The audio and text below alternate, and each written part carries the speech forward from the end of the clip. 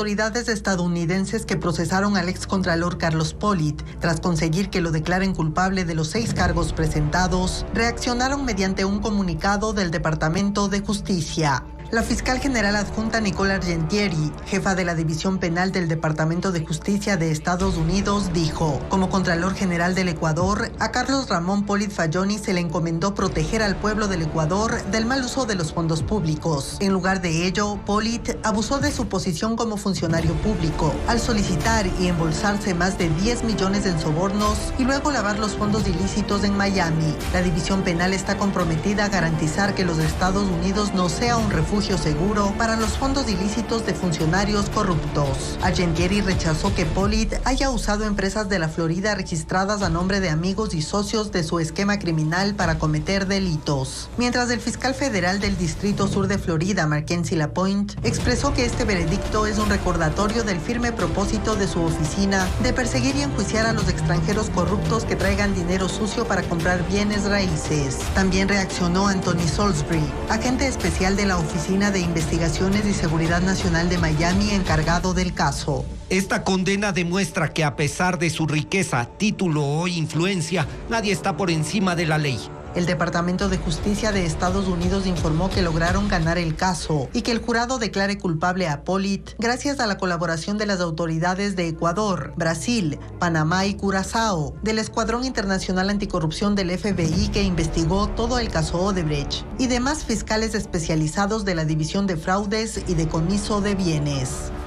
La defensa del excontralor Carlos Pollitt apelará a la decisión de un jurado del Distrito Sur de la Florida, en Estados Unidos, que lo declaró culpable de 6 delitos, el lavado de activos entre ellos provenientes de sobornos. Desde ayer, Pollitt está en el Centro de Detención Federal, cerca de la Corte. Ahí permanecerá hasta la lectura de la sentencia a cargo de la jueza Kathleen Williams, que puede tardar legalmente hasta 45 días. Pese al pedido de la defensa de dejarlo en libertad, el fiscal Alexander Rammer dio 3 razones para llevarlo a prisión: que Pollitt, que también tiene nacionalidad estadounidense, escapó de Ecuador antes de un proceso penal en 2017, que tiene una posición económica acomodada que facilitaría su fuga y que existe dinero que no se ha logrado rastrear, por ejemplo, los 6 millones de dólares que un representante de Odebrecht le entregó en efectivo. Su defensa anunció que buscará pagar una fianza para que deje la prisión antes de la lectura de la sentencia. Pollitt se enfrenta a una condena que en el peor de los casos puede llegar a 100 años. Tiene 2 opciones para evitar la ejecución de su sentencia.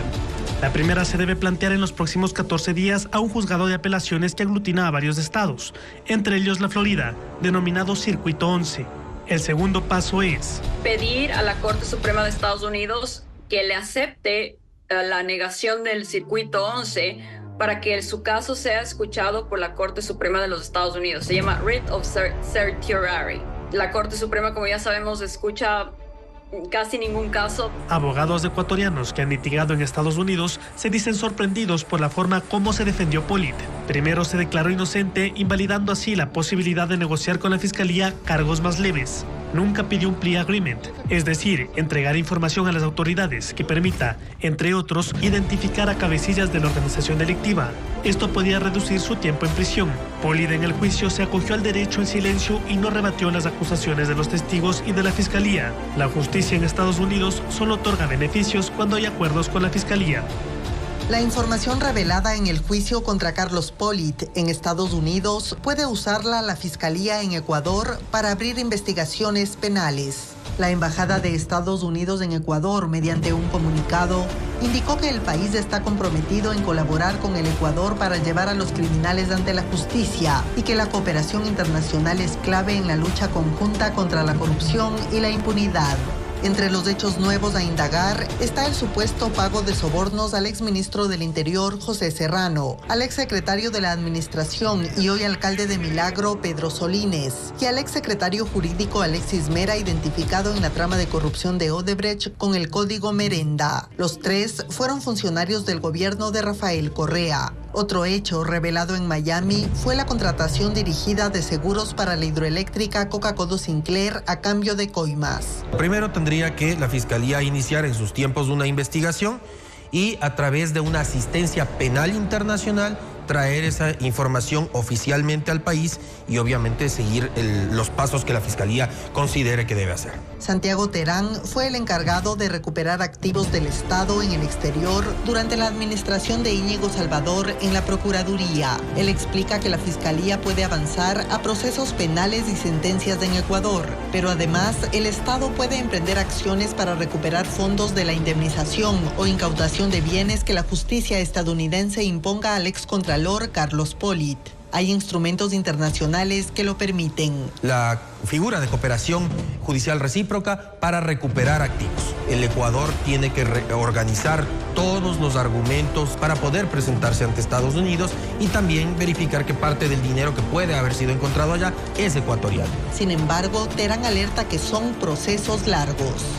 La tarde de este miércoles una granizada sorprendió a los quiteños luego de una mañana calurosa y en el granizo hubo pepas de 2 y 3 centímetros. Las lluvias con granizo continuarán hasta la primera semana de mayo en la sierra. El Instituto de Meteorología emitió un nuevo aviso que incluye tormentas de intensidad media y alta. En Esmeralda, Santo Domingo, al norte de la provincia de Los Ríos y al este de Manabí, las lluvias serán constantes pero no intensas. En la Amazonía se concentrarán en zonas específicas y dependerán del viento. Desde Brasil continúan llegando corrientes de aire húmedo. Que llueva en los embalses para la generación energética es probable, pero se requerirá de al menos 15 a 20 días de lluvias intensas para que se llenen.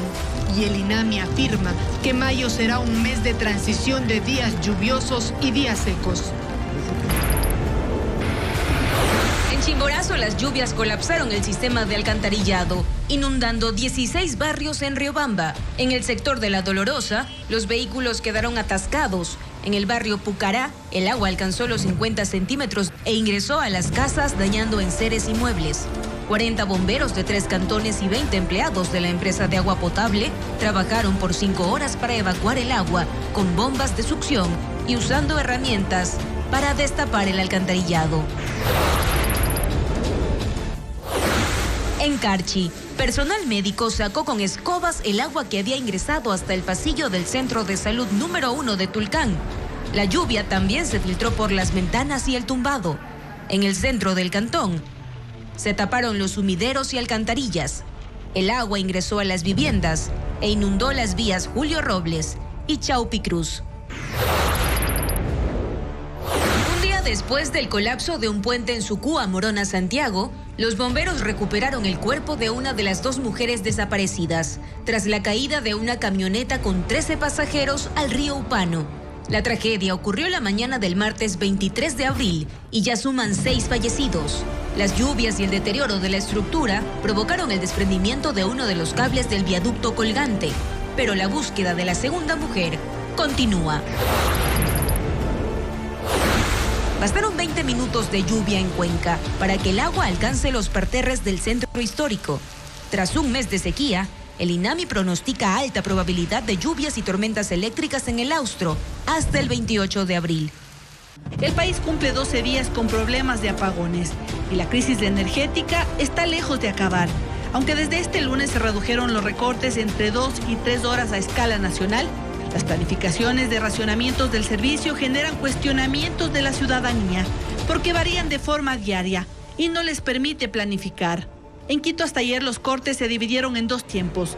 Uno de ellos ocurrió a la madrugada dando facilidades a los comercios y oficinas para producir durante la mañana. Este miércoles, en cambio, los racionamientos son continuos de 6 horas. En algunos sectores la luz se fue a las 6 de la mañana y retornó al mediodía. Conocer periódicamente y con tiempo los cortes para poder programar. En nuestro caso, la producción es en el momento. La industria sé que también está en las mismas y no entendemos realmente el sentido del por qué no pueden dar un panorama un poquito más certero en el mediano y corto plazo. En Guayaquil las suspensiones del servicio se mantuvieron en 2 franjas, según la publicación de la Corporación Nacional de Electricidad. En algunas zonas fue desde las 12 de la noche hasta las 2 de la madrugada y continuó desde las 10 hasta las 12 del mediodía. Siempre cambian los horarios y uno se informa más o menos tipo 9, 10 de la noche lo que sale en CENEL los horarios. En Cuenca, al igual que en Guayas, Los cortes de este miércoles son en 2 tiempos y la mayoría ocurrieron durante la madrugada. En el resto del país, la reducción de apagones pasó de 8 a 6 horas. Que no haya apagones se requieren 1000 megavatios de electricidad cada día. Solucionar el problema depende de las opciones disponibles y el presupuesto para adquirirlas. Hasta ahora, el gobierno no concreta ninguna. La primera es contratar barcos generadores. Varios proveedores ya han mostrado su interés, pero el régimen solo ha decidido que será una contratación directa para comprar cada kilovatio entre 10 y 12 centavos. A finales del año pasado, esta era la alternativa elegida para producir 465 megavatios. Se planificó un contrato por 6 meses de $163 millones y así se cubría el 70% del déficit. Ahora, si las condiciones se mantienen, con ese contrato ya no se podría cubrir ni el 50%, porque fue calculado para un déficit de 600 megavatios. Si el déficit es de 1000, nosotros tenemos que buscar 1000 megas como sea. Si eso le conviene al Ecuador y nos puede generar 100, 200 megas, estamos cerrando un 20% del déficit con ese método. Pero hay otros métodos, como le digo, que estamos buscando. La decisión complementaria es importar gas para que Termogas Machala pueda aumentar su producción. Actualmente genera 120 megavatios de los 480 que tiene de capacidad. Petroecuador en noviembre pasado estimó que importar el gas necesario para esa planta por 6 meses costará $60 millones. Termogas Machala se alimenta del gas del campo Amistad, cuya producción está estancada. Por eso el gobierno decidió que concesionará ese campo para aumentar la producción y mientras tanto importará el combustible, aunque eso cueste casi 3 veces más que el gas nacional. El costo de esta operación aún está en estudio e incluye la construcción de un puerto para recibir el gas importado. Y con ese plan se tendrán 300 megavatios, aunque a mediano o largo plazo. ¿Va a estar para mañana? No, pero tenemos que empezar con algo. Y yo creo que, como usted bien dice, hay que trabajar en paralelo. Podemos importar gas natural, pero al mismo tiempo hacer licitación abierta para que el campo Amistad se potencialice. Mientras tanto, se plantea comprar nuevos equipos de generación en tierra. El gobierno busca opciones, analiza los costos y los tiempos de instalación. La última referencia es la compra de 37 generadores coreanos que hizo Seleg el año pasado. Fue para generar 63 megavatios a un costo de $65 millones. El último cálculo que hizo el gobierno determinó que se necesitan para el alquiler de barcazas 163 millones, para la importación de gas 60 millones y los generadores se compraron por 65 millones. En total, $288 millones. El gobierno analiza estas opciones y mientras tanto espera que llueva en las principales hidroeléctricas del país. Las pérdidas por cada hora sin energía eléctrica ascienden a $12 millones y por día la cifra es de $72 millones, mientras los cortes duren 6 horas según los cálculos del gobierno nacional. El dato se conoció la tarde de este miércoles en el tercer informe del ministro de Energía encargado, Roberto Luque. El titular de la cartera de Estado informó que hasta el momento se ha llegado a un acuerdo con el sector minero privado para que deje de consumir por 60 días 33 megavatios. Se priorizó, según dijo el ministro, la asignación de fondos para la instalación de 37 unidades de generación nuevas para producir 63 megavatios en las centrales de Quevedo y de Santa Elena. Ayer se presentó la llegada de altos caudales, alta concentración de sedimentos en Coca-Cola Sinclair y tuvimos que parar la operación por 12 horas. Afortunadamente, como les comenté ayer, el embalse de Masari y Paute había estado lleno y eso permitió que no tengamos que cortar la energía más de lo que ya lo habíamos previsto, ¿no? Si bien hoy el gobierno ha dado una cifra oficial de $12 millones de pérdidas por hora cuando no hay electricidad, el comité empresarial dio la semana pasada una cifra de $20 millones y la Cámara de Comercio de Quito ha estimado que las pérdidas ascienden a $18 millones. Jaime Moreno de Construye, junto al social cristiano Vicente Tayano, presentaron este miércoles un pedido de juicio político contra la exministra de Energía, Andrea Robo.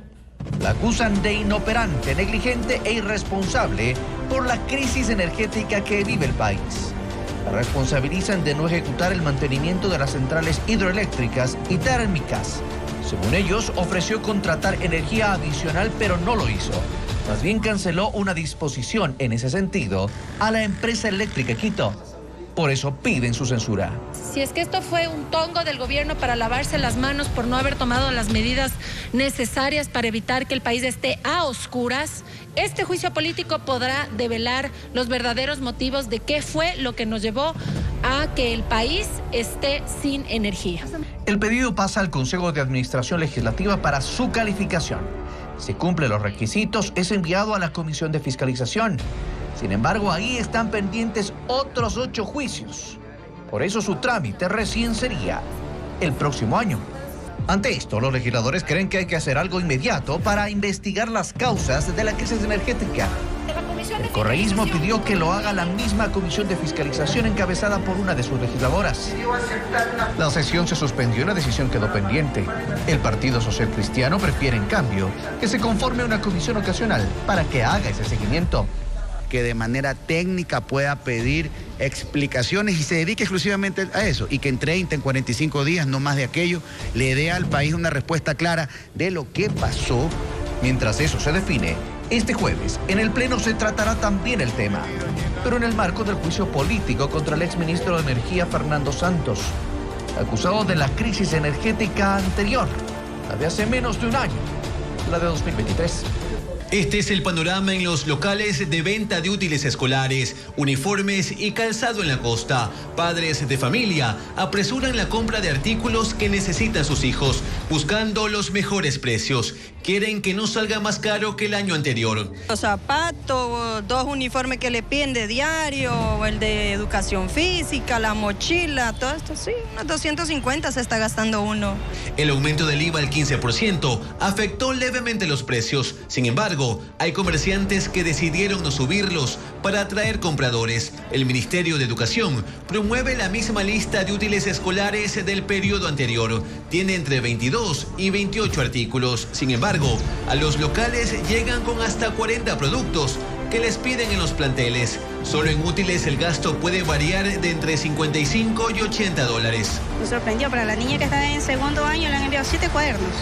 Esta es la cotización más económica que halló una madre en Guayaquil para su hija que está en 5º grado, sin contar la mochila que bordea los 30 dólares. Entre los productos hay 5 cuadernos por 7 dólares, 3 plumas por $1, 3 lápices por $1.20, una caja de lápices de colores, $2, una caja de témperas a $3, un juego geométrico a $1.35, una caja de marcadores a $1.50, una goma $1.25, 2 pinceles $1, una tijera $2, un borrador 40 centavos, un sacapuntas 30. Esto suma $52.20. Hay que aumentar el precio de hojas de papel, cartulinas, un compás, marcadores permanentes, carpetas, calculadora y más. Otro gasto ineludible son los uniformes y los zapatos. Hay locales en la costa que venden el uniforme del diario en $40, al igual que el de educación física. Si son 2 uniformes, también son 2 pares de zapatos, que se cotiza en $60. Que se optimice la lista de útiles, apoyado de una renovación tecnológica en las unidades educativas, es lo que piden los padres. 5 días después de que el Consejo Nacional Electoral proclame los resultados de la consulta popular, la Asamblea recibirá del Ejecutivo los proyectos de ley para cumplir con la decisión ciudadana en 5 preguntas. El presidente del Legislativo, Henry Kronfle, dijo esta mañana que el tratamiento de esas reformas tiene 3 opciones: ir a varias comisiones, ser tratadas en una sola mesa legislativa permanente o crear una comisión ocasional multipartidista que tramite lo que corresponde a la consulta. A mí me gusta la idea de hacer una comisión ocasional para hacer esto de la manera más transparente y más objetiva posible, sin que exista la influencia en mayoría de ningún partido político per se. Las organizaciones políticas analizan esa posibilidad. El correísmo no tiene reparos. Me parece que como responsabilidad institucional no estaría mal, pero tiene que venir de la mano además con madurez política. En Construye son más cautos. Su primera impresión es que las comisiones ya existentes tramiten las reformas. Tenemos 16 comisiones permanentes aquí en la Asamblea Nacional y cada uno tiene una especialidad. El presidente de la Asamblea además no descarta que los legisladores puedan incorporar otros temas en el marco de las leyes que vengan por la consulta. Por ejemplo, las reformas al COIP, que quedaron pendientes. Si mañana se incorpora algo en donde no hay un consenso de mayoría, esa votación se tiene que manejar absolutamente independiente en la mecánica. Porque eso podría quedar afuera, lo otro no. Sería incumplimiento de funciones. Kronfler reconoce que si la Asamblea no obtiene los votos para aprobar estas normas, que provienen de la decisión popular, puede caer en un incumplimiento que implique incluso la destitución. Él velará, dice, porque eso no pase. En Azuay hay lluvias dispersas desde el fin de semana, pero no ha sido suficiente para que aumente el nivel óptimo de los embalses de las 3 hidroeléctricas. Ese miércoles, el caudal de Mazar, que es la más importante, está en 2.113 metros sobre el nivel del mar. Le falta 2 metros para llegar a los 2.115, el nivel mínimo para que sus operaciones se mantengan al 100%. A pesar de la escasez de agua, desde las 2 de la madrugada esa central volvió a funcionar con las 2 turbinas, que generan 170 megavatios. Es decir, su operación se normalizó, pero a las 3 de la madrugada, por disposición del SENACE, nuevamente apagó una turbina y desde las 11 de la mañana dejó de generar energía por completo. En el caso del embalse Amalusa, que alimenta a la hidroeléctrica Paute Molino, su cota está en 1980. Ya superó el nivel mínimo de 1975 metros sobre el nivel del mar. A pesar de esto, desde las 11 de la mañana, esa central también dejó de operar. Mientras el caudal de la central sopladora, la cota actual es de 1.315 metros sobre el nivel del mar. También superó la mínima, que es de 1.312. Pero también dejó de operar desde las 11 de la mañana. El cese de operaciones busca que el nivel del agua se recupere más rápido. Con estos cambios, la central Mina San Francisco, que se ubica entre la provincia de El Oro y Azuay, está cubriendo la generación eléctrica de este miércoles, con solo 95 megavatios por hora para el sur del país. La crisis energética para los grupos vulnerables se torna traumática. Es el caso de los pacientes con enfermedades renales. Son 16,000 en el país, que sufren de la reprogramación constante de citas y disminución en la calidad del tratamiento por los cortes de luz, como lo afirma el representante de la Asociación de Centros de Diálisis del Ecuador, que agrupa a más de 100 clínicas.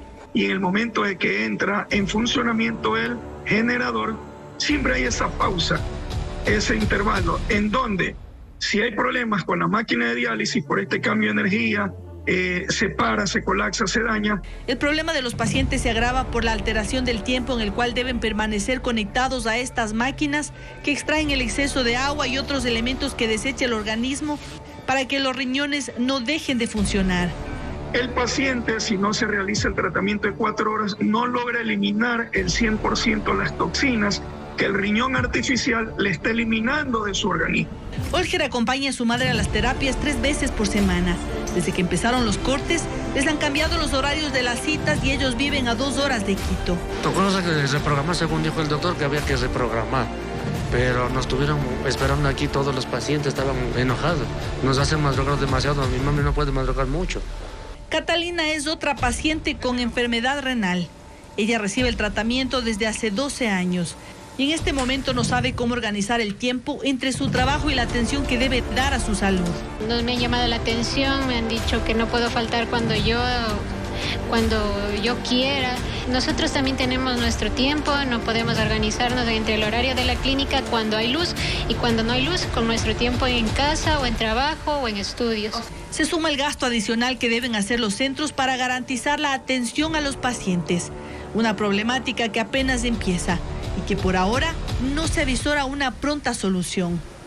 Los bloqueos en la vía Valvanera Payatanga-Bucay pasan factura a la economía de Payatanga, cantón de Chimborazo de 15,000 habitantes y donde sus principales actividades financieras son la agricultura y el comercio de carretera. En el kilómetro 89 son 172 negocios entre restaurantes y tiendas que se ubican a un lado de la vía que conecta la Sierra Centro con la costa y que desde el domingo no pueden funcionar. Suman pérdidas de al menos $75,000 a diario. Luis Tacuri cuenta que su restaurante atendía a las 24 horas con 25 empleados, de los cuales ha tenido que enviar a casa 20 porque no hay clientes. La mitad de los locales del área están cerrados. En Payatanga hay 8,000 agricultores dedicados a cultivar maíz, tomate, frijol y pimiento, quienes también sienten el impacto económico. Antes del cierre de la vía, el traslado de un quintal de sus productos hasta Guayas les costaba $1, pero ahora se ha triplicado. Los pocos transportistas que pueden contratar aseguran que tomar la ruta alterna, la vía Riobamba-Guaranda-Babahoyo, duplica el tiempo de viaje.